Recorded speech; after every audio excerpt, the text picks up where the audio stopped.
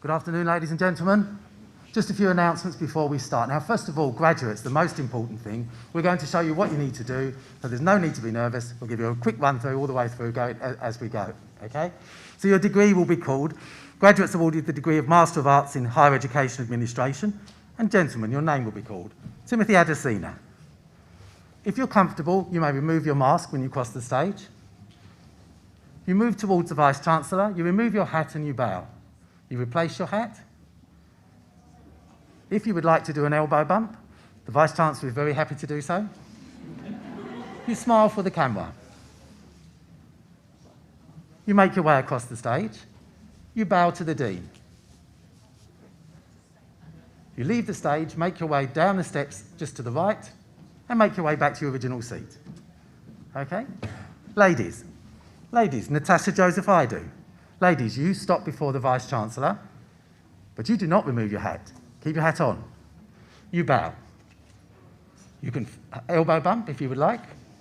You smile for the camera. You make your way across the stage. You bow to the Dean, and you exit the stage and make your way back to your original seat. Now, Doctors of Philosophy, listen very carefully. You do not have your hoods around your neck. You need to take your hoods off of your neck now. Take your hoods off of your neck. You do not wear your hood onto the stage. So Doctors of Philosophy, please remove your hoods carefully.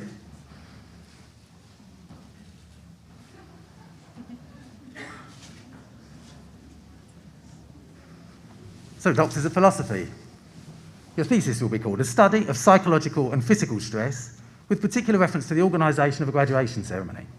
Supervisor, Miss Elaine Walters. Timothy Palmer. You have your hood folded over your arm. You approach the Vice-Chancellor, you remove your hat, and you bow. You offer your hood to the Vice-Chancellor, and you kneel on the cushioned platform. The Vice-Chancellor will hood you and award your PhD. You stand. You replace your hat. You elbow bump if you fancy. You smile for the camera. You walk across the stage. You bow to the Dean. And you make your way back to your original seat. Now that was fun. Let's do it again. One more time? Yeah? Okay. Gentlemen. Timothy Adesina. You make your way in front of the Vice-Chancellor. You remove your hat and you bow. You replace your hat. You smile for the camera. You make your way across the stage. You bow to the Dean. You make your way down the stairs back to your original seat. Ladies, Natasha Joseph Idu. Ladies, make your way to the Vice-Chancellor. Do not remove your hat. You bow. Smile for the camera. Make your way to the Dean and bow. And you exit the stage on the right-hand side. Doctors of Philosophy. Timothy Palmer. 2 doctorates in one day. You remove your hat and you bow. You offer your hood to the Vice-Chancellor. You kneel on the cushioned platform. The Vice-Chancellor will hood you. You stand, replace your hat. Smile for the camera. Make your way across the stage. Bow to the Dean. And back to your original seats. Okie doke. Okay? Good, excellent. Just a few other formalities for you. In the event of emergency, Senate House staff here will direct you to the emergency exits. They're to the right and to the left. We will tell you exactly where you need to go. Please make sure you've turned off your mobile phones. Do that now if you haven't had time to do that. No flash photography, please, while the ceremony is going on. The ceremony is being filmed throughout. Please stand when the Vice-Chancellor's procession comes in. The Vice-Chancellor's procession is coming through shortly. Please stand. There'll be a short musical interlude by our colleagues here. Please stay in your seats and be silent while the musical interlude is playing forward. Afterwards, graduates, I'm going to ask you to stay in your seats, please, and your guests can go out and take their refreshments. We're going to have photographs done on the ceremonial staircase in your institute one by one. So just after we've all finished, please stay a short while. Won't take long. Guests, go out and get your refreshments, and we'll have you in here for photographs. Most importantly, the most important one, please clap after each and every graduate. Clap as loudly as you can. Don't wait to the end. Please clap each and every graduate as you go forward. On behalf of the staff of the University of London, congratulations on your achievements. Very well done. Take your time today. There is no rush. Take your time as you walk across the stage. Enjoy your moment. Enjoy the ceremony. Thank you.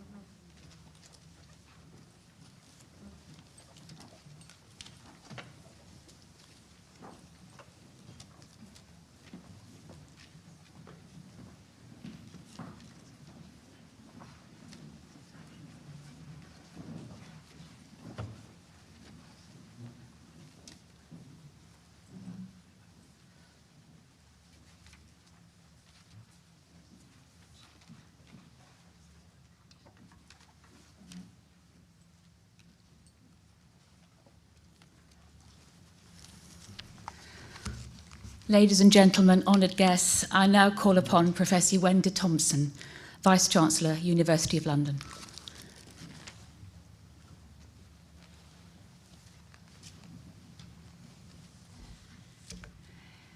Good afternoon. Dean, colleagues, distinguished guests, graduates, ladies and gentlemen. As Vice-Chancellor of the University of London, it gives me great pleasure to welcome you all here to join in this evening's celebration of achievement and success. Today's graduation feels all the more special as we are once again able to gather in person in Senate House. It's our first opportunity to invite you all to a graduation for 2 years, and we are very pleased to be able to have you here today, the graduates and your guests from both 2020 and 2021. I think we've really perhaps also just slipped in under the wire at the last possible moment, so particularly a lucky moment. So it was 2 years in the making, but that makes it twice as lovely to see you all. And I do hope that you're enjoying your visit to Senate House, and I'm sure you'll take the opportunity to have a look around after the ceremony and learn a little more about the building and its history. As I'm amongst aficionados of literature, you may be interested to know that we have the original Room 101, made eponymous by George Orwell's dystopian novel, 1984. I don't think there's anything too horrifying in there, unless you're scared of books, I can assure you. And if you thought the registration checks this afternoon on the way in were thorough, you may be interested to know that the halls we're using in today's ceremony and reception doubled up for MI6 in the recently released Bond film, No Time to Die. So it's had an illustrious life in film and fiction. It also hosts our Senate House Library, which this year celebrates its 150th anniversary. This building alone contains over 2 million books, 70,000 journal titles, an increasing volume of new electronic periodical titles and resources relating to arts, humanities, and social sciences. Of course, access to the building has been somewhat curtailed over the past few years due to the pandemic, and it is a testament to the dedication, tenacity, and innovation of all of our graduates that you are here today. And you have faced challenges. The pandemic has made us change how we do things. It's made us reimagine what we thought we knew. It's made us think hard about what truly matters. And in adversity, you have all achieved and continued to build the knowledge and the skills that lie at the heart of the School of Advanced Study. Some of you may be thinking about your next steps even as you sit with us here today. But having completed your studies in 2020, some of you have already moved on. Today we're making the opportunity for you to celebrate here with us. It is this togetherness which is so important and such a key tenet of the humanities. The research and the education that take place at the School of Advanced Study is so important to understanding the world in which we live today. I'd like to mention Harry Mountjoy and Stephanie Homer. Sorry, Dr. Agahard Mountjoy and Dr. Stephanie Homer. Now they're doctors. Takes a while to get used to it. I find it solves the problem when they ask you if you're Miss or Mrs. You know, you just hit in with the doctor and it solves everything. So they're now entering that wonderful cohort. Harry and Stephanie have both achieved doctorates in philosophy at the Institute for Modern Language Research over the past 2 years. Both have taken the opportunity to further their research, and I'm pleased to say both remain very close to us in terms of their roles in academia, with Harry now working at SOAS and Stephanie as an editorial assistant at Polity Press. While they were studying with us, Harry and Stephanie created the Society to bring the students of SAS together as a collective. The Society has more than 100 members, like-minded students who work together to support each other and create hubs and collaborations for fun, of course, but also to enhance our work in the humanities. Christopher Liu is being awarded today a Master's with Distinction in Cultural, Intellectual, and Visual History. And Christopher has been elected as a Rhodes Scholar, one of 4 from China for 2022. So Chris will be off to Oxford to study a Master's in Greek and or Latin languages and literature, and another Master's in Modern Languages, Italian, with possibly a PhD to follow. Good luck, Christopher. I hear Oxford's pretty good, I guess. But you'll be forever ours at SAS and the University of London. And Dr. Rita Dacunha, who sadly can't be with us today, won the International Fiscal Association's 2021 prize for her PhD thesis, A New GAR Model, Countering Tax Avoidance and Promoting Investment Through Legal Certainty and the Rule of Law. There are many more I could mention, but I've singled out just a few of you today to highlight just how proud we are of all of you today and just how much we enjoy celebrating your many successes. The School of Advanced Study brings together 8 internationally renowned research institutes to form the UK's National Centre for the Support of Researchers and the Promotion of Research in the Humanities. And you are all part of that community and very much part of this story. One of the great virtues of SAS is that we provide both an intellectual and a living community experience that contributes significantly to tolerance and understanding, and help shape the ethical lives of the next generation of leaders. I hope that your studies here have allowed you to explore some of these issues and to develop those critical thinking skills that will shape the future. The humanities has never been more important to our understanding of a complex and ever-changing world. The scientists can do the science around wearing a face covering or having a vaccination, but it's those of you graduating here today who help us understand what makes us do these things and why they are important to us as a society. Education is about personal growth as much as it is about grades. And I know that you will all have grown immeasurably during the course of the last 2 years, two of the toughest years for any student. Achieving a University of London award is a very demanding undertaking at the best of times, but particularly given the past 2 years. With that in mind, I'd like you to join me in a round of applause for the academic and support staff, without whom today's graduates would not have had the exceptional educational experience they've had today.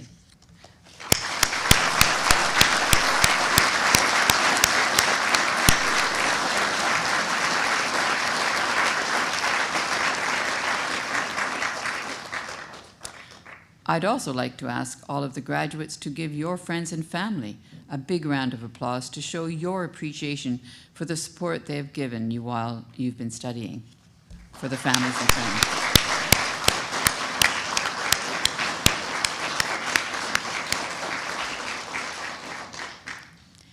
And to our graduates, I want to offer my congratulations for completing your studies with the School of Advanced Study, and a very warm welcome to the University of London alumni community, over 1 million strong. Alumni like you have helped shape the world. Wherever life takes you, and whichever career path you choose, you will always have a connection to SAS and to the University of London. I encourage you to stay in contact with the university and to make the most of all that is available to you as a lifelong member of our alumni community. You should be tremendously proud of your achievements. We are all immensely proud of you.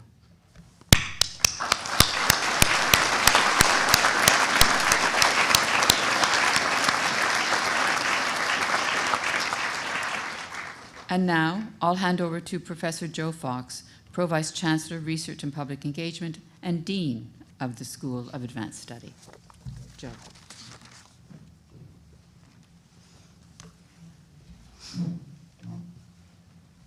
Vice-Chancellor, esteemed guests, colleagues, ladies and gentlemen. To our graduating students, many congratulations. Those congratulations are all the more heartfelt in these most difficult of times. It's taken great resilience and determination to overcome the challenges of pursuing a higher degree during the months of lockdown, finding creative ways to rethink projects when the archives had to close, to the added solitude of individual study without those chance moments of bumping into a fellow researcher in the corridor to share a new discovery or to empathise with the latest bout of writer's block. But for all that was lost, much was gained. We were able to reach out across the world in ways that we had not imagined, proving that research and knowledge does not recognise borders nor boundaries. We owe a special word of thanks to those who guided you in your studies, to your tutors, to your mentors and supervisors, and to your families who are here today to support you as you celebrate, just as I'm sure they've been with you every step of the way through your educational journey. All these combined efforts are so very important. We need graduates in the humanities and social sciences more now than ever before. The challenges we face as a modern society are complex, and they will require sophisticated solutions, dependent on the kinds of explanation, analysis, and creativity that graduates of our programs bring. We need graduates who understand the human dimensions to societal problems, to confront climate change, global mobility, social injustice, human rights, poverty. We need to understand people. And in these troubled times, we will also need to reaffirm the values we hold and determine what kind of society we want to be. These profound and urgent questions require insight into the human condition from multiple perspectives. Our studies are about making a difference to the world. But to study the humanities and social sciences is also about making sense of our own existence. Our disciplines help us to understand what it is to live a meaningful and purposeful life. A good education is not measured purely by the contribution it makes to our bank balances, although surely our programs tell a good story here too. Our disciplines give us perspective on the world, encourage an open and critical mind, and help us to understand what it means to be human. The school is proud to find itself at the heart of the debates over the future of the humanities and social sciences. We enter these debates comforted by the knowledge that we're not alone in our passion for the arts, languages, cultures, history, literature, classical studies, law, anthropology, sociology. It's no surprise that we turned to these disciplines during the pandemic at dark moments and for guidance. Turn on the television and radio, scan the podcast series, walk into a bookshop, go to the theatre, a local museum, a library, a gallery. Our disciplines continue to play a critical role in children's education and in fostering their imagination. They bring communities together in local projects. They are at the centre of contemporary debates over social justice, identities, the laws that govern us, and a fair society. The humanities and social sciences are all around us, and they are woven into the fabric of the everyday. And that is why we channel our energies into pursuing new knowledge that will make a real difference and celebrating the humanities and social sciences confidently and proudly. We look to our graduates to bring these values out into the world. So our congratulations once again.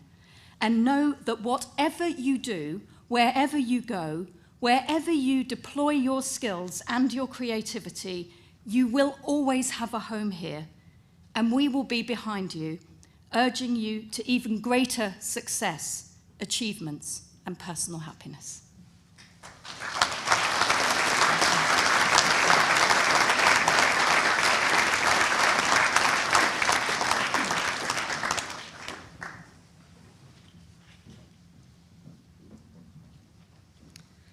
The presentation of Graduands will now commence. I therefore call upon Professor Joe Fox, Dean of the School of Advanced Study and Pro-Vice-Chancellor Research. Vice-Chancellor, I beg leave to present the following graduands.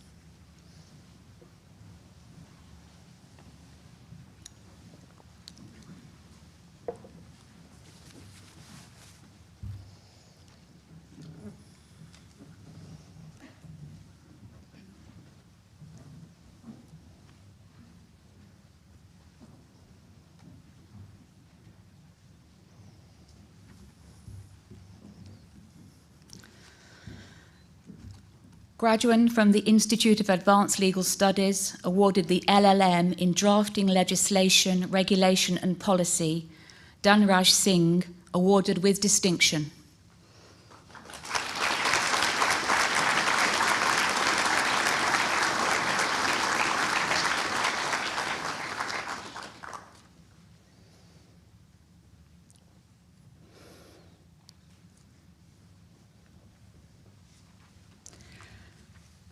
Graduand from the Institute of Advanced Legal Studies, awarded the LLM in International Corporate Governance, Financial Regulation and Economic Law, David Pacey, awarded with distinction.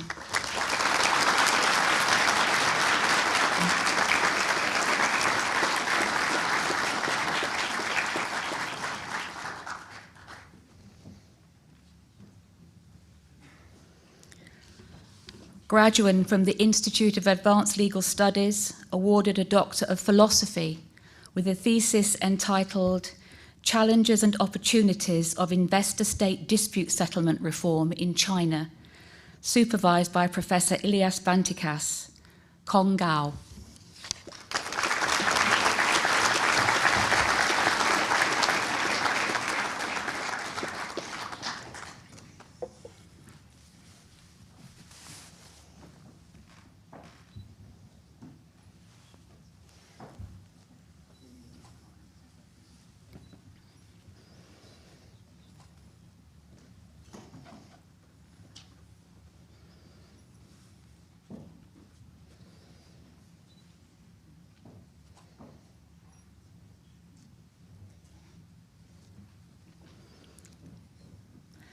Graduand from the Institute of Advanced Legal Studies, awarded a Doctor of Philosophy with a thesis entitled Convergence of Dirty Money and Private-to-Private Corruption, Fact or Fiction? How efficient are the tools to contain this? A discourse from Anglo-American and less developed countries' perspectives. Supervised by Dr. Richard Alexander, Ejike Anyeto Ekweme.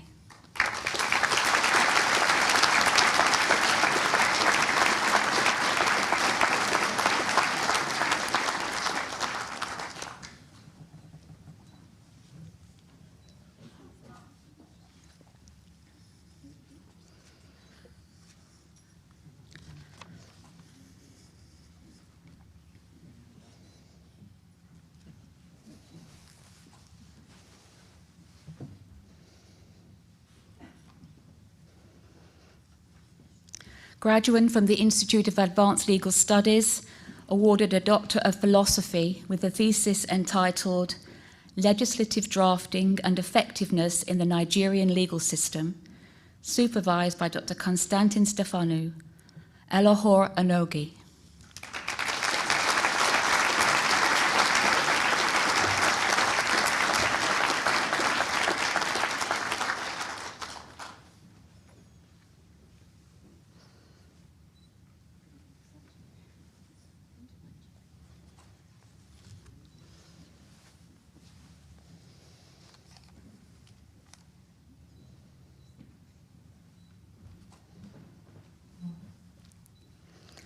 Graduand from the Institute of Advanced Legal Studies, awarded a Doctor of Philosophy with a thesis entitled Petroleum Operations, Environmental Regulations and Protection of Rights and Interests of Indigenous Communities in Angola and Nigeria, supervised by Dr. Konstantin Stefanou, Michael Sukubo.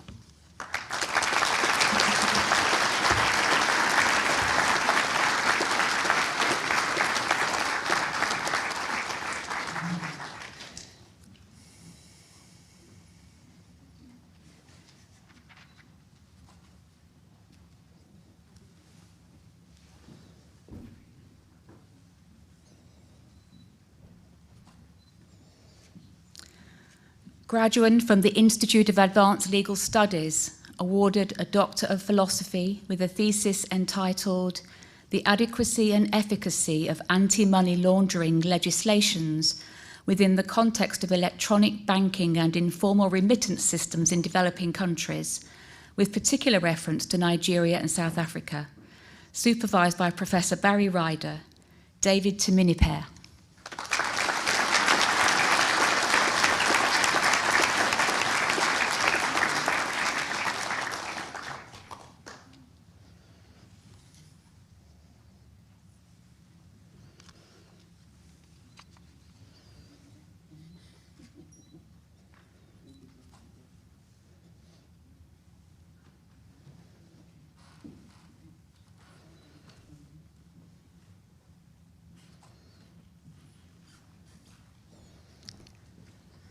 Graduand from the Institute of Advanced Legal Studies, awarded a Doctor of Philosophy with a thesis entitled The Future of Anti-Money Laundering Regulations and Its Implications for Developing Economies, supervised by Professor Shizu Nakajima, Lavina Ekpenyong Otudor.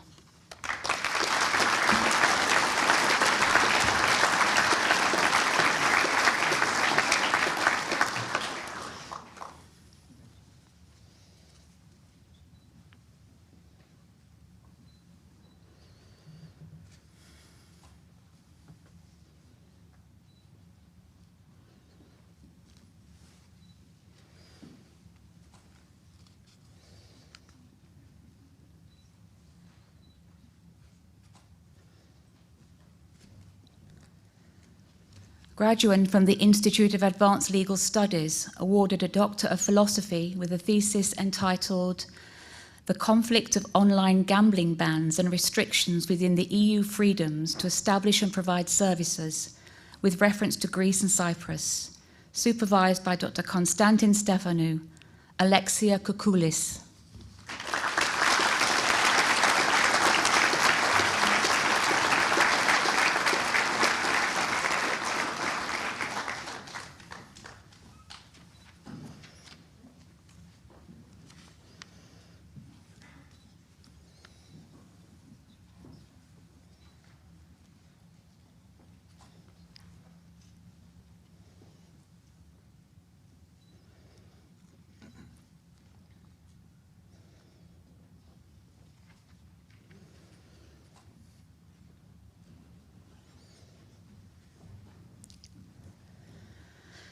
Graduand from the Institute of Advanced Legal Studies, awarded a Doctor of Philosophy with a thesis entitled The Role of Commercial Lawyers as Intermediaries in the United Kingdom's Ratification of the United Nations Convention on the International Sale of Goods, supervised by Professor Modzandinas, Elnaz Pursafar.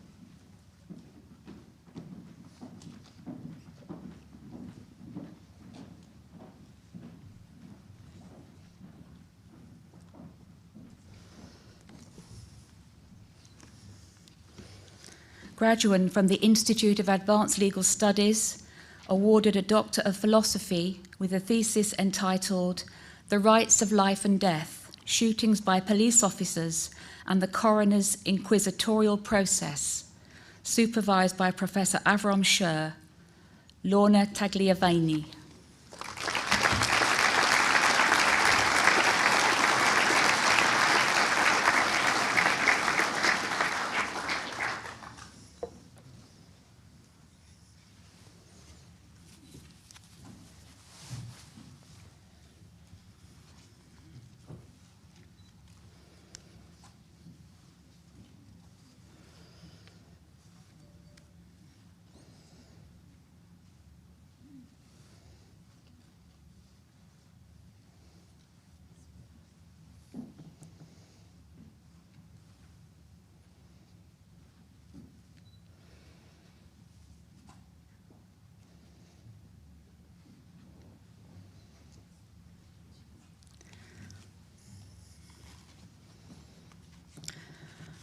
Graduands from the Institute of Commonwealth Studies, awarded the MA in Understanding and Securing Human Rights. Margarita Birri, awarded with distinction.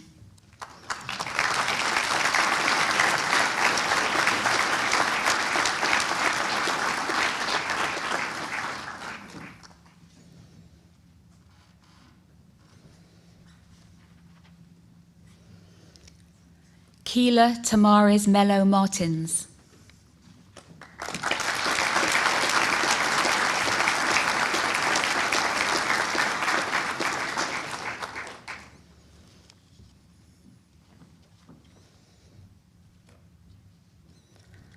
Marina Hossain.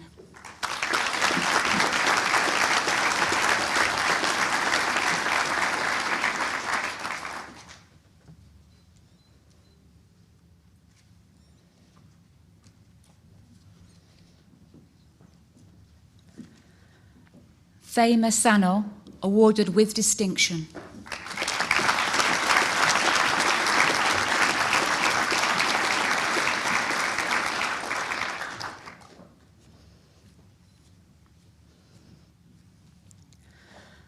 Aisha Tari, awarded with distinction and awarded the Albie Sachs Prize for the Best Dissertation.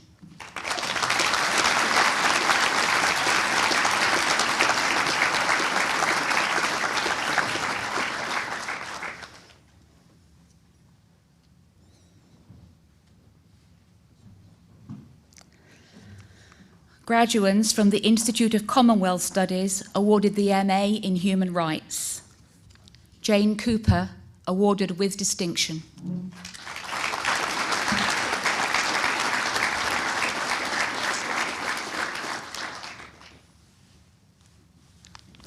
Barbara Itungo Kayagulanyi.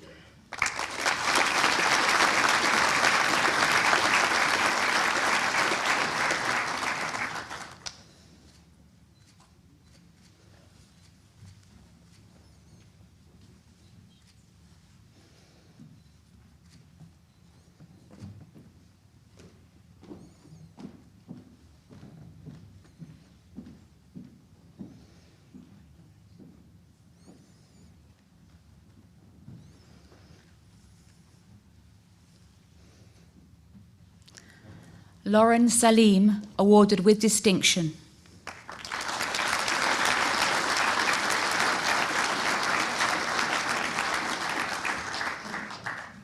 Atikula Syed.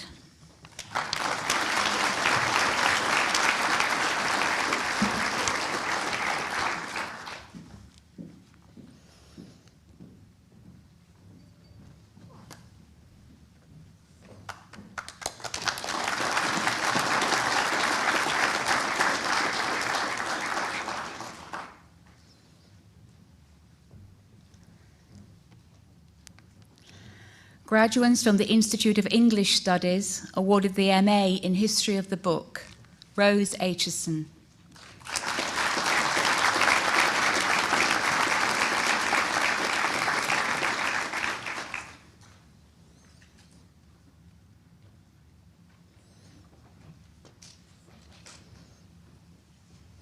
Sophronia Bruce.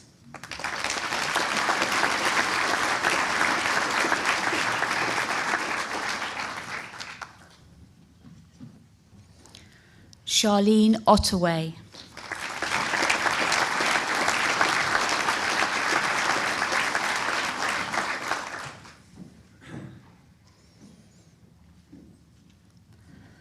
Mark Pickett, awarded with distinction. Mark accepts this degree with a special gratitude for his mum, Liz Pickett, whose support and encouragement allowed him to pursue the degree and who he dearly wishes was here with us today.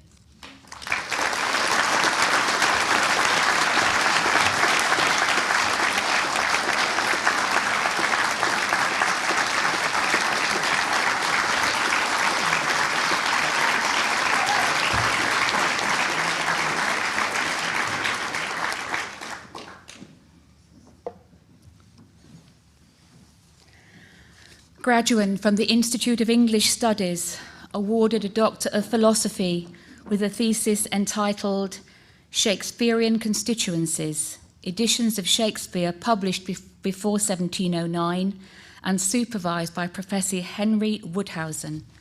Anthony Russ.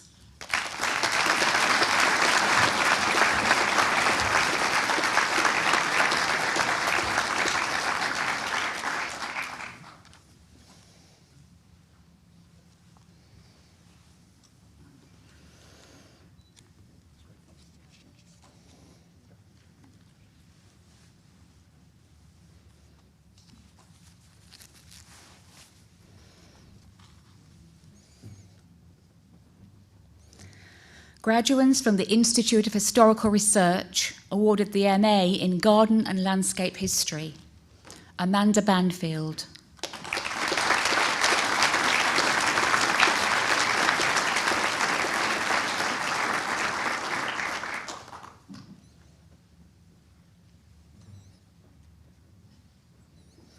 Kevin Paul Barton.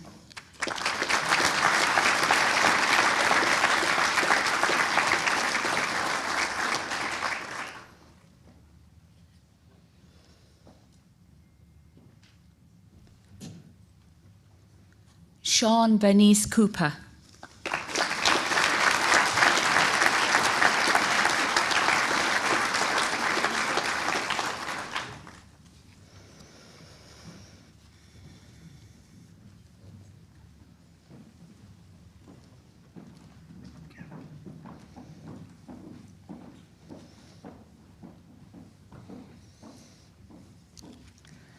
Benjamin Jasper Dark, awarded with distinction.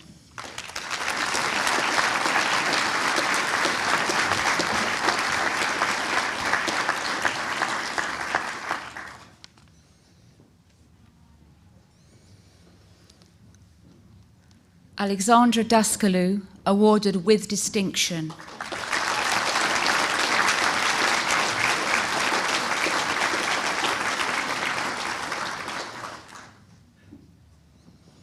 Ashley Jane Davies.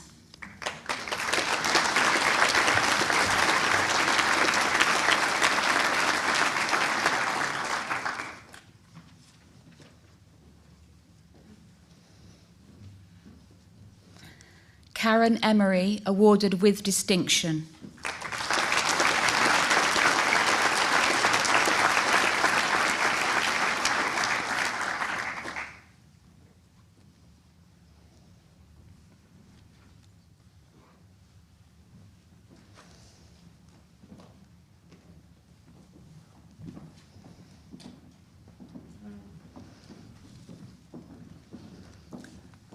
Louise Keel.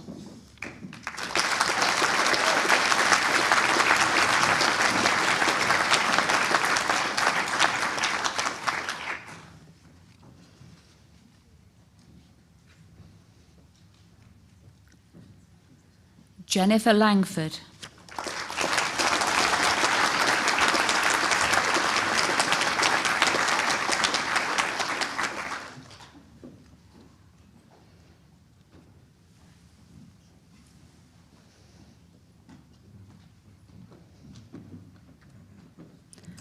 Sandra Pullen.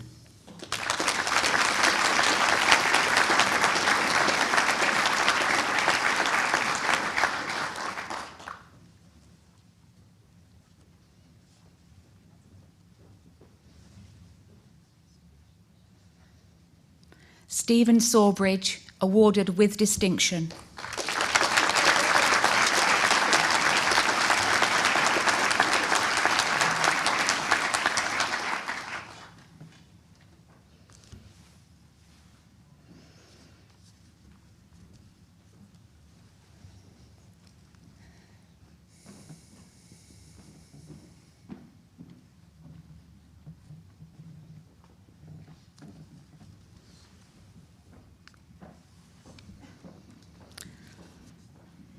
Caroline Scaramanga, awarded with distinction.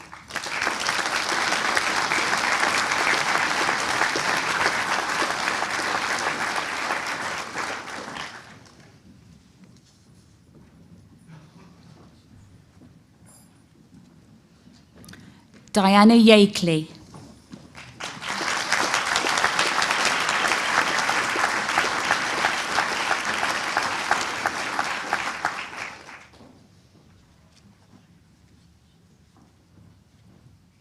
Graduands from the Institute of Historical Research awarded the postgraduate diploma in garden and landscape history. Lucy Blythe, awarded with distinction.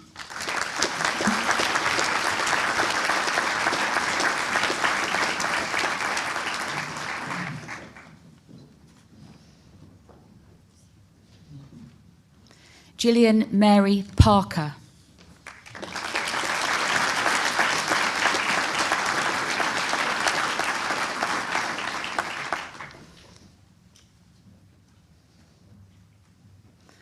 Graduands from the Institute of Historical Research awarded the M.Res in Historical Research. Neil Vincent McDermott, awarded with distinction.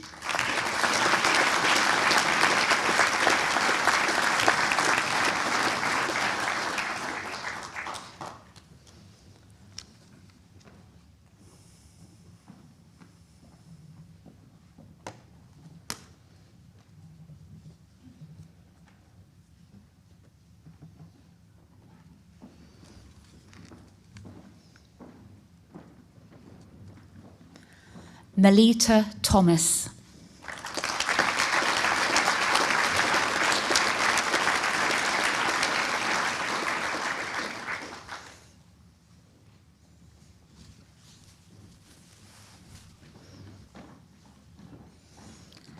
Anthony Rowett.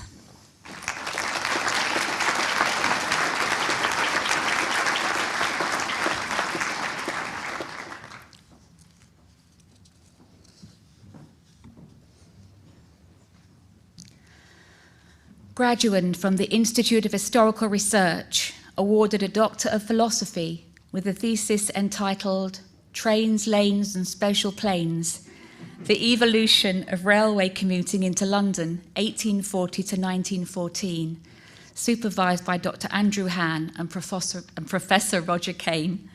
Duncan James Gager.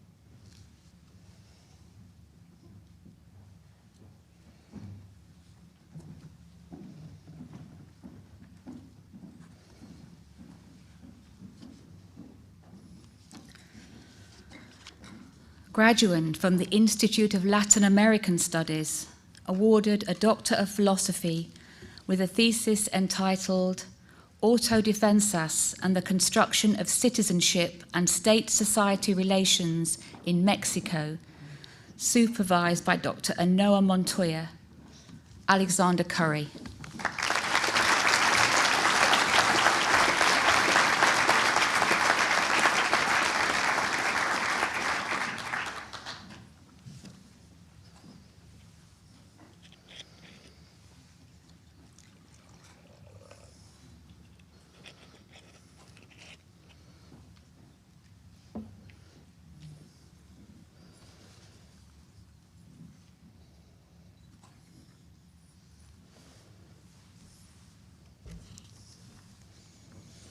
Graduands from the Institute of Modern Languages Research, awarded the M.Res in Modern Languages Research.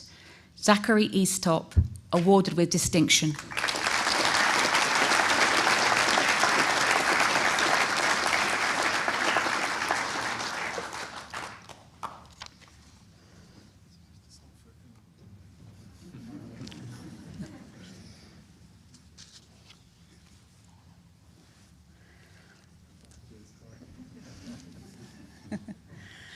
Roberto Leon Miranda.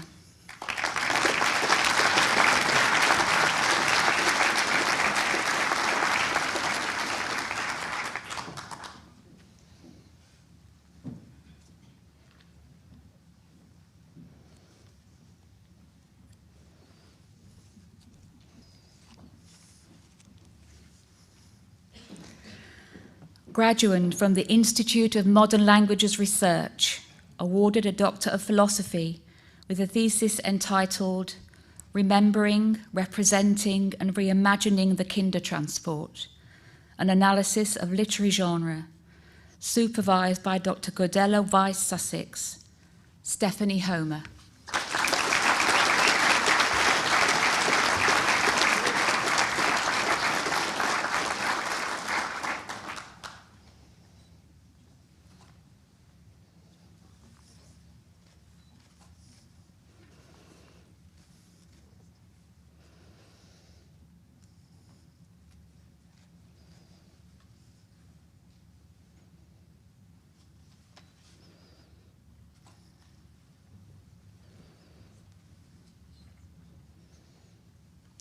Graduand from the Institute of Modern Languages Research, awarded a Doctor of Philosophy with a thesis entitled Social Media Language, Authenticities and Affordances, Brazilian Food Discourses in the UK, supervised by Professor Catherine Davis and Professor Jane Winters.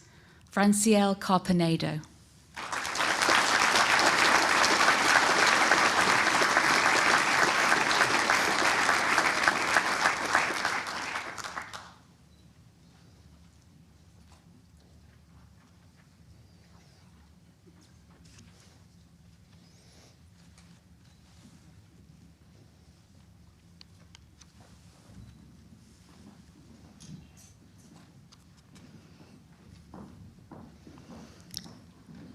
Graduand from the Institute of Modern Languages Research, awarded a Doctor of Philosophy with a thesis entitled Writing Home, Heimat and Belonging in the Work of 4 German-Speaking Women Writers Exiled in Britain from 1933, supervised by Dr. Godella Weiss Sussex and Professor Charmian Brinson.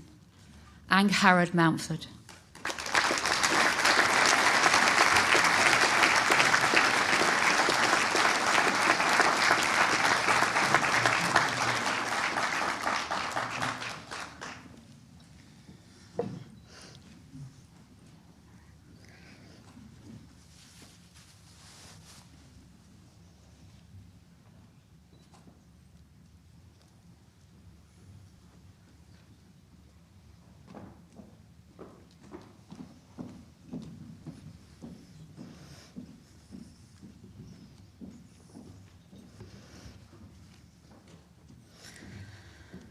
Graduands from the Warburg Institute, awarded the MA in Art History, Curatorship and Renaissance Culture. Clementine Bowering, awarded with distinction.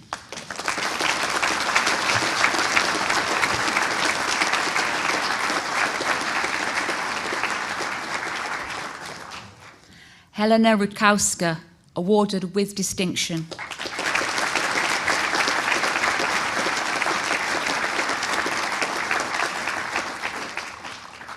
Stefania Vai, awarded with distinction.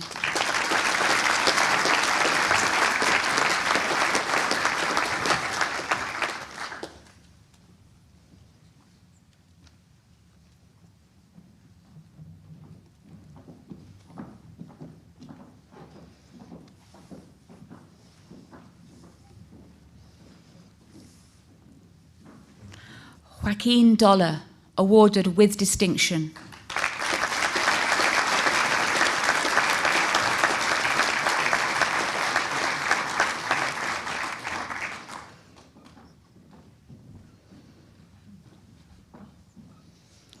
Francesco Gavioli, awarded with distinction.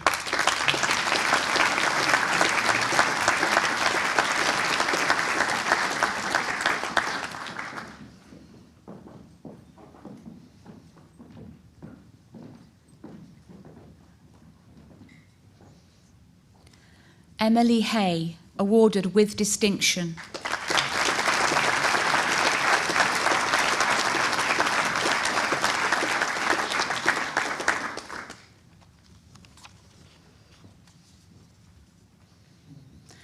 Marina Hopkins, awarded with distinction.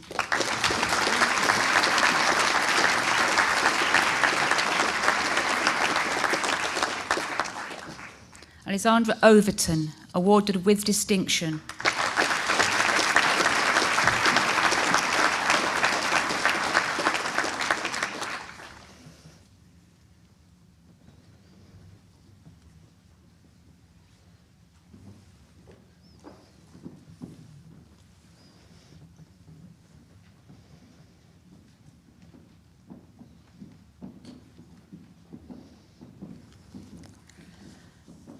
Antonia Rosso.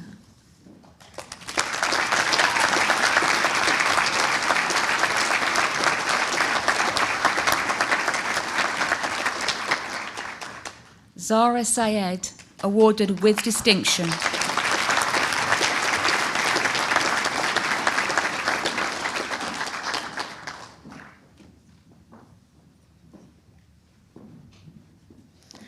Alexander Wallace Tarry.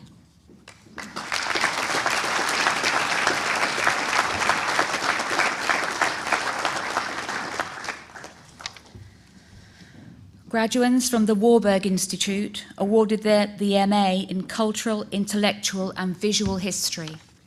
Yinghan Li, awarded with distinction.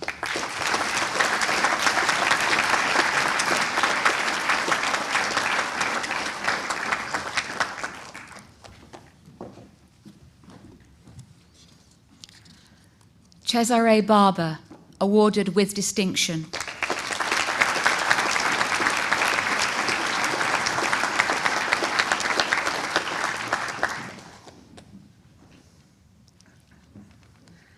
Caroline Button, awarded with distinction.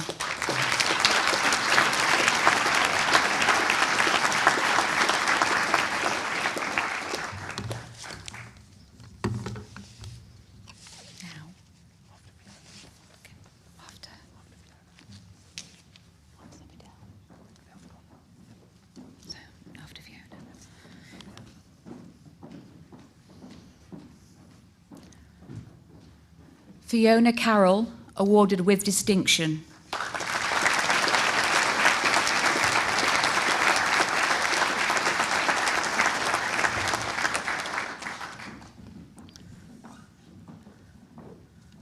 Graduand from the Warburg Institute, awarded the MA Cultural, Intellectual and Visual History. Jane Cooper, with distinction.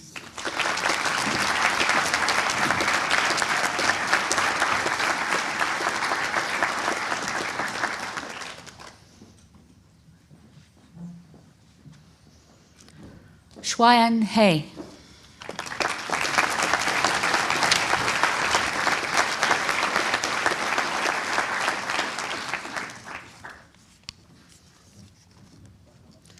Christopher Liu, awarded with distinction.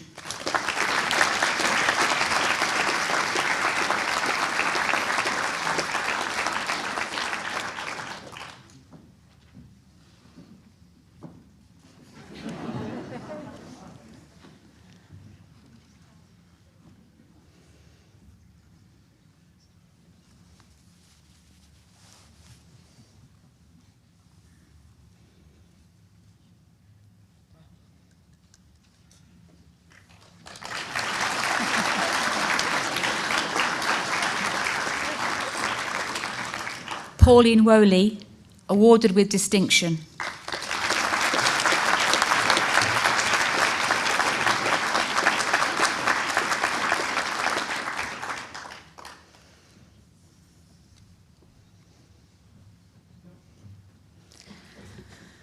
Graduand from the Warburg Institute, awarded a Doctor of Philosophy with a thesis entitled Bartolomeo and Benedetto Montagna and the Role of the Graphic Arts in Vicenza, 1480 to 1520, supervised by Professor Michelle O'Malley and Professor David Friedberg. Genevieve Christelle Verdigel.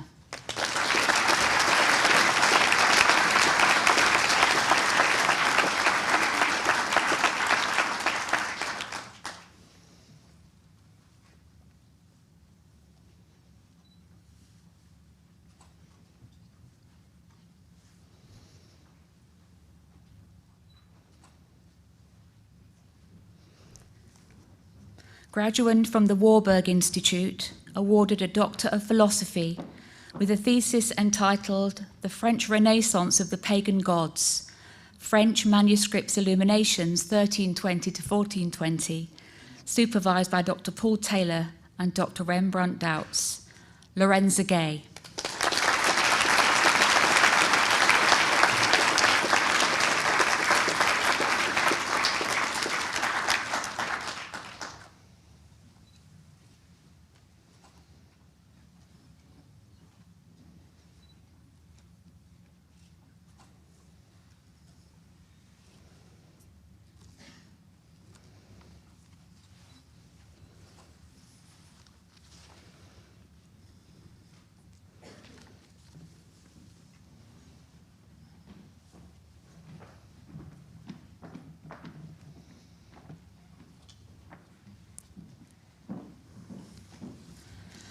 Graduand from the Warburg Institute, awarded a Doctor of Philosophy with a thesis entitled The Dynamics of Artistic Patronage in Perugia, 1488 to 1540, supervised by Professor Michelle O'Malley and Dr. Joanne Anderson. Lydia Goodson.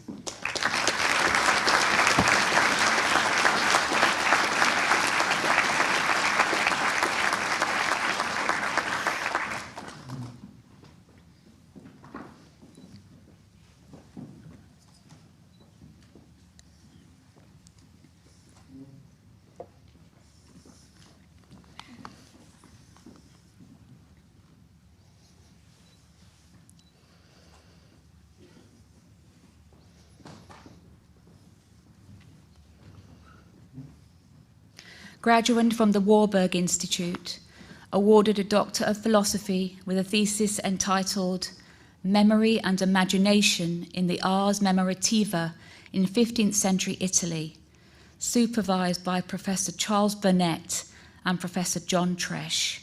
Valentino Caccapardo.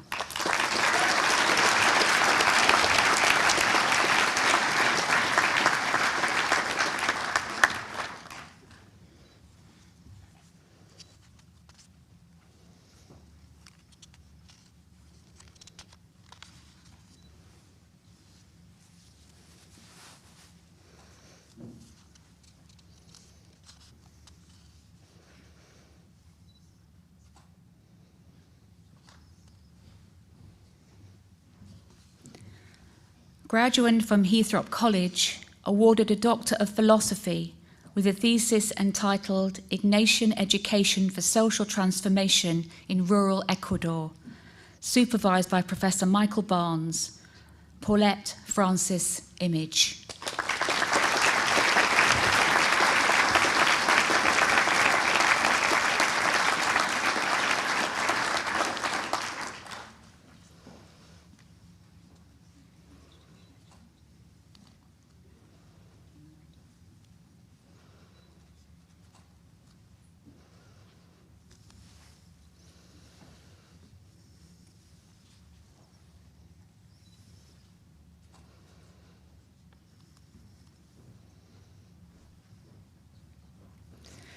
Graduand from Heathrop College, awarded a Doctor of Philosophy with a thesis entitled Unsettling Theology, The Theological Legacy of Indian Residential Schools of Canada, 1880 to 1970, supervised by Professor Johann Hoff, David Bruce Bryant Scott.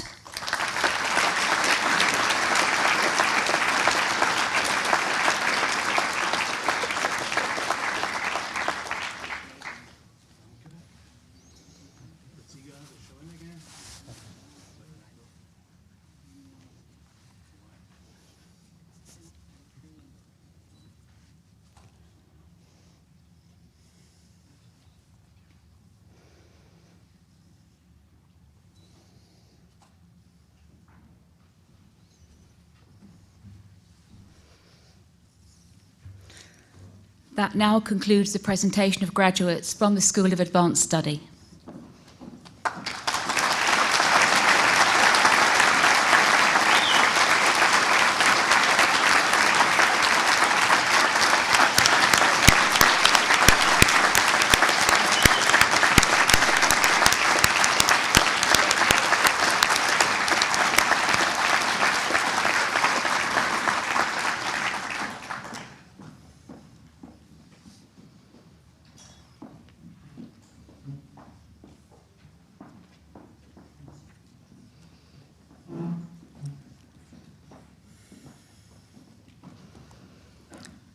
Ladies and gentlemen, we now come to the part of our ceremony where we pause our celebrations just for a short time to remember those students who are no longer with us, who we lost during the last 18 months. It is not unusual for a university to award degrees posthumously. It is unusual to be awarding 4 such degrees at one time. The School of Advanced Study is a close-knit scholarly community. We accept only a very small number of the best students, and they become part of that community, and we know them all by name. So to be missing 4 students from our celebrations today represents a significant loss to us. One of the benefits of live streaming is that we are joined by the families and friends of those students from across the world, and we welcome them to this ceremony and send them our good wishes as we acknowledge their loss. And so today, in their absence, the University of London awards the degree of MA in Garden and Landscape History to Alison Airy.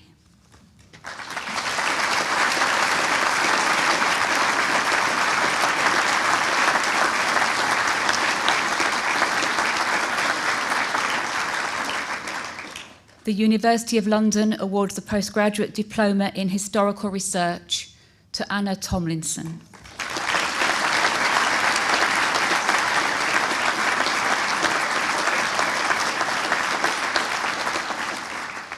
The University of London awards the postgraduate diploma in garden and landscape history to Lindsay Sadler.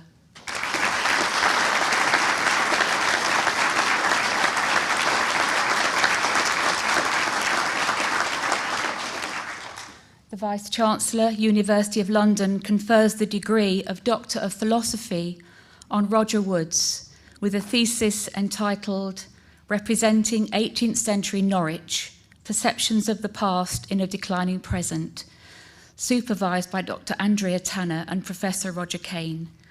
On Roger's behalf, Dr. Tanner will receive the hood.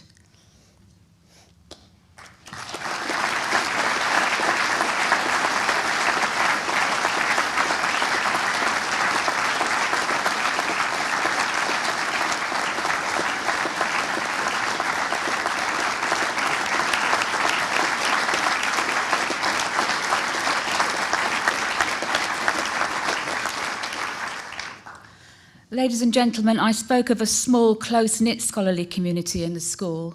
It is somehow fitting then that one of that community, Diana Yakeley, chooses to represent the 2021 cohort of MA Garden and Landscape History students to remember one of their number, Lindsay Sadler. Diana would like to say a few words and present a book to the Dean, Professor Joe Fox. Diana.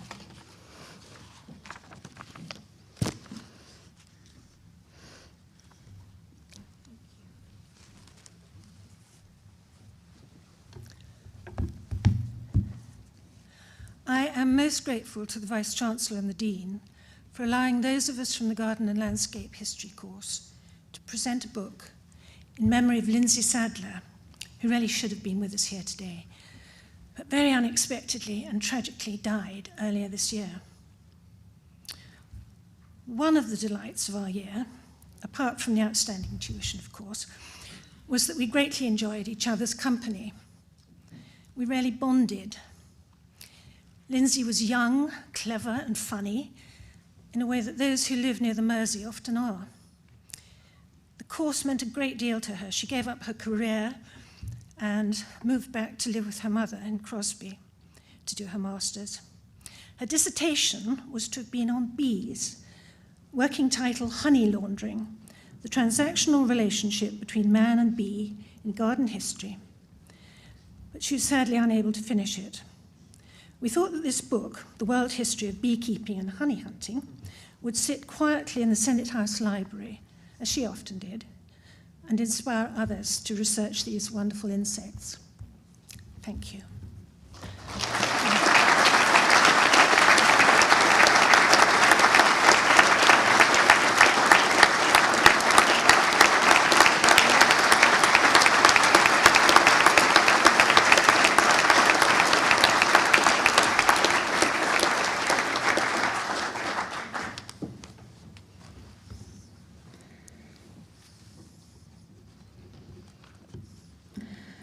Ladies and gentlemen, if you are able, we'd like to stand to observe 1 minute's silence for those who we have lost in recent times, but most particularly today for our students, Alison, Anna, Lindsay, and Roger.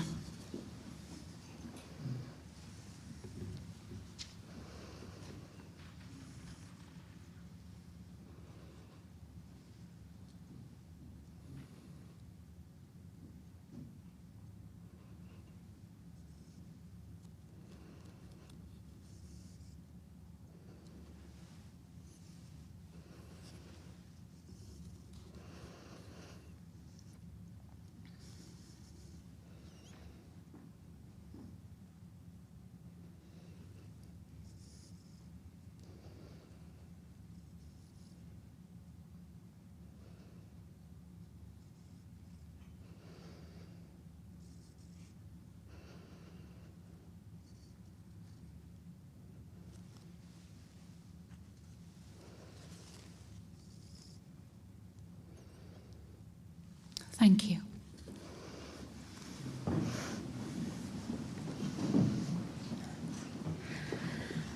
There will now be a short musical interlude performed by West One Brass from the Royal Academy of Music, rather fittingly performing Debussy's The Girl with the Flaxen Hair, arranged by Kalisha.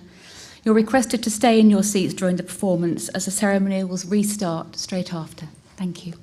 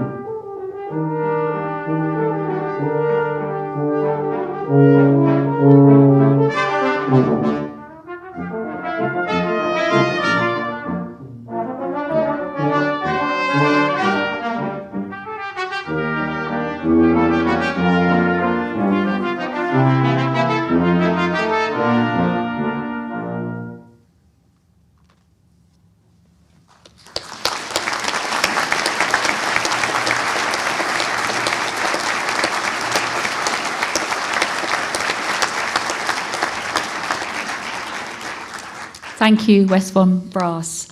We now move on to the conferment of the honorary degree, and I call upon Professor Sarah Churchwell, Chair in Public Understanding of the Humanities at the School of Advanced Study, to give the oration for Bonnie Greer, the recipient of this year's honorary degree.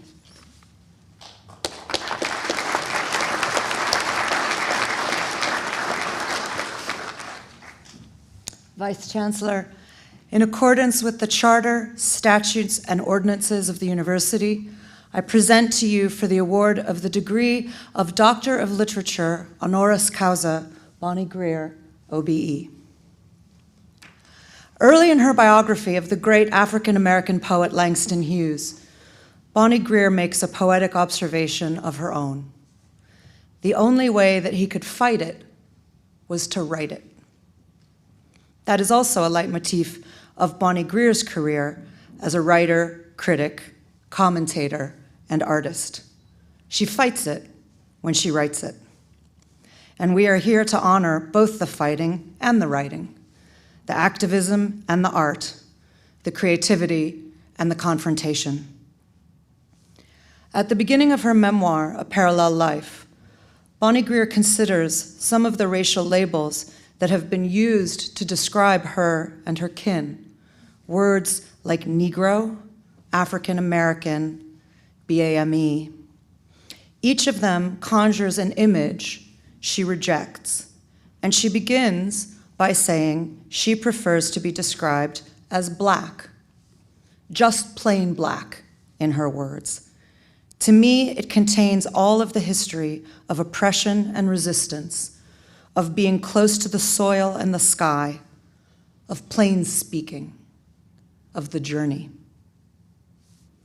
Bonnie Greer's journey has taken her from the projects of the South Side of Chicago to New York at the height of the AIDS epidemic, to Britain and Europe, where she has made her home since 1986, and it has always involved plain speaking.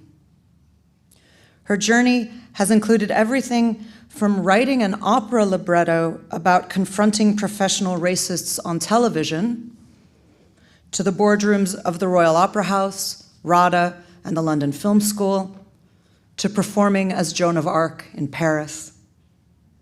It has meant serving as chancellor of another university, Kingston, as well as becoming the first Black American woman to serve not only as a trustee of the British Museum, but also as deputy chair. And it has meant curating last year's The Era of Reclamation project at the British Museum, in which Bonnie urges an understanding of historical and heritage spaces as locations in which, she says, quote, "We erect what we choose and take it down and rebuild constantly." She has been a panelist on any number of television and radio shows. I'm sure many of you here have seen her many times, including BBC's late lamented Newsnight Review, which is where she and I first met. And throughout her journey, she has written award-winning theater plays, radio plays, screenplays, musicals, the opera libretto I mentioned, novels, memoirs, biographies, journalism, produced documentary film, and now a podcast, In Search of Black History, that has proved an immense success on both sides of the Atlantic. There is, it would seem, no end to her talents, but there also appears to be no end to her interests. She is intensely, markedly curious. It's the first thing many of us notice about her. And it has led to a remarkably active, engaged, and influential career in the country where she has made her home and where she has been a citizen since 1997. While registering Bonnie's dislike of the term African American, I do want to use it briefly in its most specific sense, to note that I think it is fair to say that Bonnie Greer's is the most prominent African American voice in Britain today. But she is also one of the most influential American voices in Britain, full stop. And in our highly racialized world, to both contend with race and also transcend it, tells its own tale. She was named one of the UK's top public intellectuals by The Observer in 2011, appointed an OBE in 2010, and she has written books and plays about such iconic American figures as Langston Hughes, Ella Fitzgerald, and Marilyn Monroe, and now, most recently, Frederick Douglass, in a remarkable one-act play just staged at Wilton's Music Hall, which she calls an incantation on Douglass. Douglass was himself, of course, an activist and an artist, a writer, largely self-taught, and America's greatest anti-slavery campaigner. Her play ranges from abolition then to anti-racism now, through Stephen Lawrence and Colin Kaepernick and Black Lives Matter. But its political thoughts are refracted through literature and music, as Hamlet and Wuthering Heights meet the great Chicago spoken word poet, Gil Scott-Heron.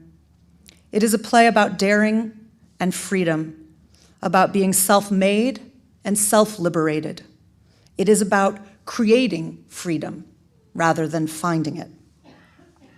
Bonnie's creative interventions always provoke and question, as when she adapted Chekhov's classic play, The Cherry Orchard, into a story of contemporary Black Americans in the Hotel Cerise, a play described as ferociously clever by The Guardian, and which predicted in the early autumn of 2016 that Donald Trump might win the US presidency, and explored the possible consequences of such a win for Black Americans.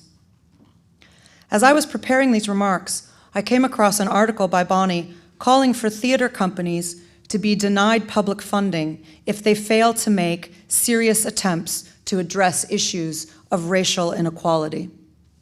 The Royal Shakespeare Company and the National Theatre, she said, should have their public subsidy removed if they did not begin to take seriously their obligation to create artistic and professional opportunities for a range of ethnic communities and voices. That article, which could have been written today, was written 20 years ago this summer in 2001. Some might say such prescience puts Bonnie ahead of her time, but I have a feeling Bonnie would retort that on the contrary, the times need to do some catching up. But real gains have also been made over those 20 years, thanks in no small part to the contributions made by Bonnie herself and her allies.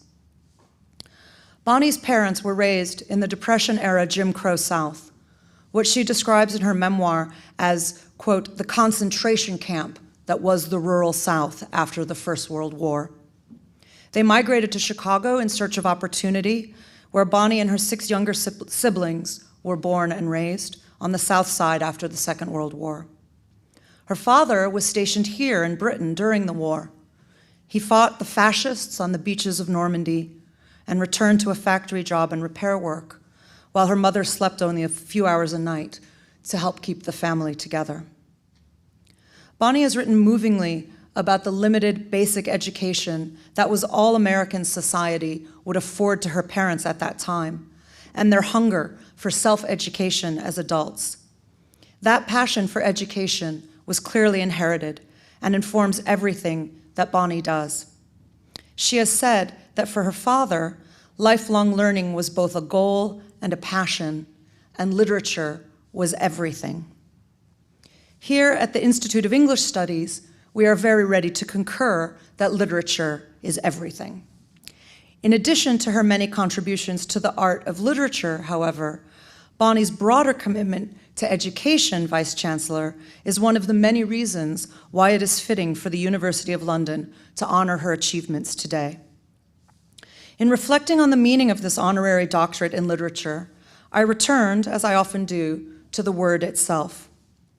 The Oxford English Dictionary tells me that the original meaning of literature, before it expanded by association to describe the writing of books with artistic aims or merit, was once broader. Literature first meant familiarity with letters or books, knowledge acquired from reading or studying books, especially the principal classical texts associated with humane learning. And then the OED adds, as it often does, a note, see humane, adjective 2. As we must always follow the OED's instructions to the letter, I went to humane, adjective 2, which designates, it says, those texts or branches of study which concern humanity. All of Bonnie's literature is humane in that sense. It concerns humanity, and it registers a concern for humanity, championing the humanistic values at the center of our mission here at the School of Advanced Study. As director of the Being Human Festival, the UK's national festival of the humanities, I was delighted when Bonnie agreed to serve as a patron of our festival, which she has generously supported since its inception. There are many reasons why I'm personally honored to have the opportunity to offer this appreciation of Bonnie's contributions to our shared literary and political culture. And one of them is that she and I share our own parallel journey from Chicago, where we both grew up, to a school that we both attended under very different circumstances, and then to arriving here, not just in London, but here, finding an intellectual home at the University of London. Bonnie makes her own home in the center of London, in the very heart of London, not too far away from where we sit today in Senate House. It is fitting, surely, that someone who has taken London so closely to her heart should today be taken into the heart of the University of London. In particular, fond as we are here of our friends across the street at the British Museum, I also think it's past time that we bring Bonnie back across Montague Place to the right side of the tracks. For all of our students graduating today, having surmounted the terrible challenges and obstacles of the last few years, it is my hope that you will find inspiration here. Everyone here today is proof in our different ways that long battles can sometimes be won, and that, in the words of the great Sam Cooke, it's been a long time coming, but I know a change gonna come.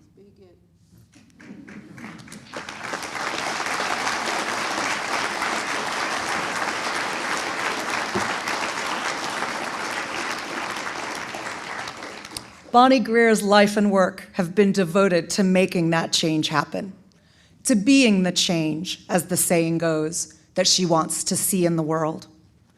Her recent podcast includes a wonderful quotation: "Truth is a big table, and everybody's got to sit at it." That statement, I think, embodies not only Bonnie's plain speaking, the language of the city in which we both grew up, but also the ethos of the School of Advanced Study and its commitment to learning across humanistic disciplines, each of which searches for unique truths to bring to the table. For the many scholars here today who are embarking on the next stage of your own journeys, this is the image I would leave you with, that truth is a big table. And we're here to follow Bonnie's example in not merely finding our own place at the table, but making a place at the table for others to join and add their truths to the banquet. Vice Chancellor, it is with great pleasure that I ask you to confer this degree, and I present to you Bonnie Greer.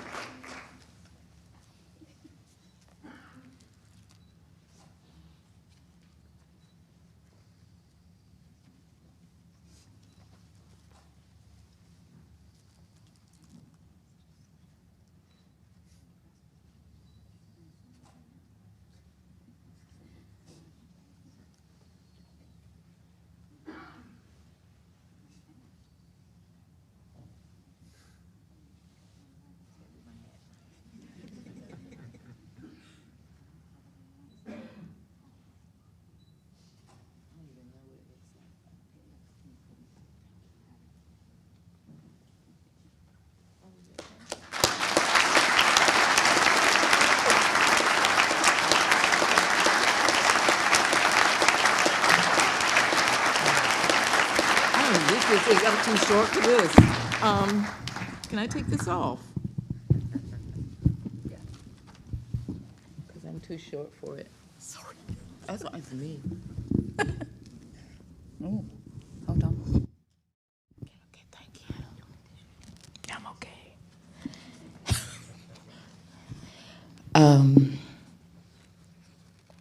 Vice Chancellor, faculty, scholars, graduates, your parents, friends, thank you for inviting me to share your day, especially the glory of your day. I've known Sarah for a long time. I ain't never heard her talk so righteous before. That's why I'm crying. It's not what she said, it's what was coming out of her. Thank you for that. And you know that's not easy for me to do, Stanley. I haven't prepared anything, so I have my dear friend in the front row, Professor Artelli. She'll tell me to shut up, and I will. As Sarah said, I move on, and maybe I move on too far sometimes, but I'm going to tell you where I am now. I've been in lockdown for a year, and I'm not joking. My husband has been in another country. We decided he should be there, it's healthier. So I've had a Zoom and FaceTime marriage. I've been in a building all by myself because the people in the building are young, so their parents took them home. The businesses have all shrunk around me. I'm in Soho. They're just dying. One day I woke up and I heard the sound in the street, And I'm in the middle of Soho, and I thought, what is that? I looked out the window. It was a vixen walking down the street with her cubs in the middle of Soho. I thought, uh-oh, this is like, this place is... And everything that Sarah said to you that I wrote is right. But this is what happened to me in the year of my undoing. I lost a friend who I still really can't process yet, as they say, because I can't believe it, but she's not here anymore. And all the things I said in my memoir at the beginning about being Black and all of that, this year I was on my own. And being a writer, the first thing you think is, ooh, I would love to be solitary, because writers are solitary. And like they say about playwrights, if you're a playwright, if you write drama, you're never alone, actually. So I thought, this is gonna be great. It's gonna be wonderful. And what I discovered was I was reading a lot of Hemingway, who I consider for myself, for me, just about one of the greatest writers in the English language. I also discovered he was an anti-Semite. I started looking at Picasso, and then I started looking at Picasso. And I started seeing his penis all over the place. And then I started looking at Hitchcock, who I consider to be the greatest artist in the cinema who ever lived, and Vertigo, the greatest movie ever made. And then I realized it was about a man who had to have a woman dead before he could live. What do I do with that? Because it doesn't take away from their genius or their speaking to me. How do I talk to my great niece, who's born in 1998, who sits in front of a Picasso and tells me she can't be in the same room with it because of him, because of his feelings? I don't know what to do. I don't know what to say. I'm working at the British Museum again in partnership with the director, Hartwig Fischer. We sit at a table once a week and we talk about ideas, about what we're going to do. And I mean what we're going to do in this era of reclamation. And what we talk about is finding a way to assert our common humanity.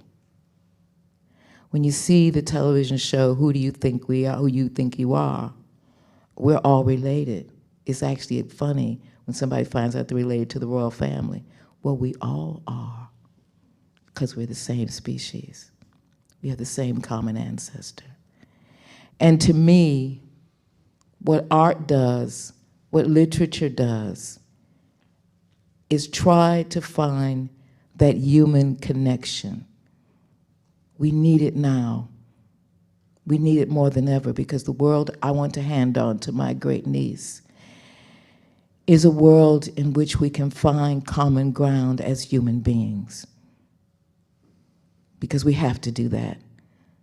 Or this time I think we're going to destroy not only ourselves, but other life forms on this planet who got nothing to do with our nuttiness. And so my question, and maybe it isn't a question, maybe it's a challenge. I don't have to stand up in front of a class of young people to explain why Ernest Hemingway is a great writer. But I have to every day keep explaining it to myself, because the questions come to me. I think it was Gertrude Stein or somebody who said, art is the news that stays new. We are connected by our human culture. We have to find a way to look at beauty, even though the things in front of it may not be beautiful. We have to find a way to talk about objects in a museum, even though they may have got there in an unjust way? How do they link us with our humanity, our human story, our human story, our human story? Because if we don't become human beings now, and we don't understand how to do it, and if we're in a school of humanities and we don't know what that means, we will be doomed this time. And I'm saying that as a kid of the Cold War, and some of you in this audience knows what I'm talking about.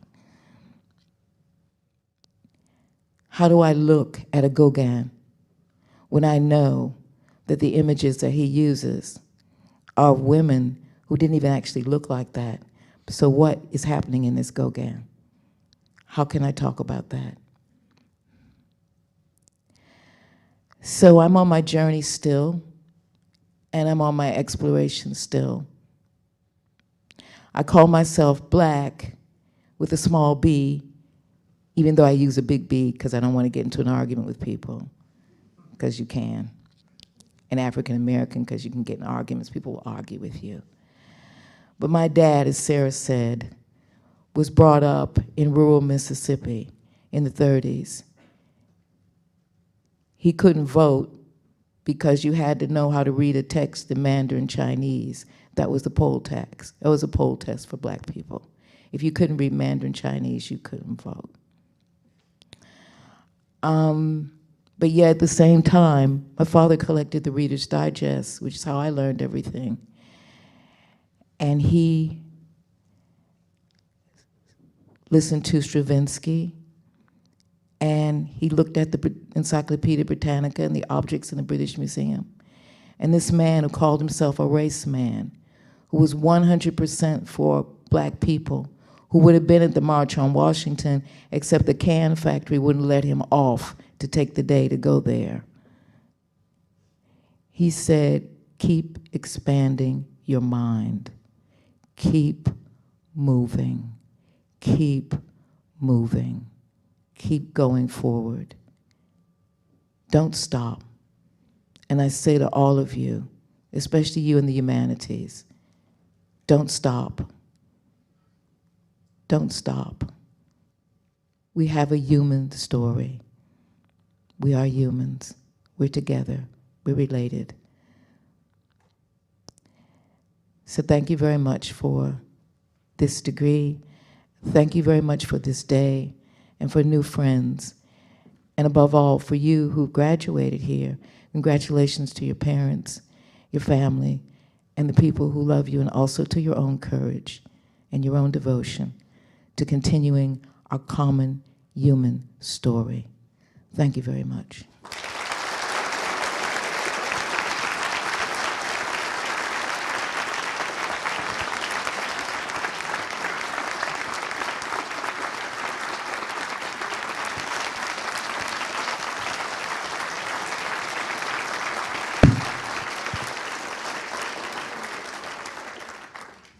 Thank you, Bonnie. Ladies and gentlemen, that now concludes the presentation of the honorary degree and the awarding of degrees for the 2021 graduation ceremony for the School of Advanced Study. I now call upon the Vice-Chancellor, Professor Wendy Thompson, for her concluding remarks. Thank you. Dean, colleagues, distinguished guests, graduates, ladies and gentlemen, it gives me great pleasure to thank you all for attending today, our first SAS graduation ceremony for 2 years. You've done a particularly challenging task, I'm sure, just getting here today, so we are very grateful that you have made such a great effort. And well done to all of our graduates. Today is a day to reflect on your journey to this point and the road you have ahead. It's also the point when you can relax and mark the occasion safely, but no less joyfully. And that concludes the ceremony. Please, will you all rise for the national anthem?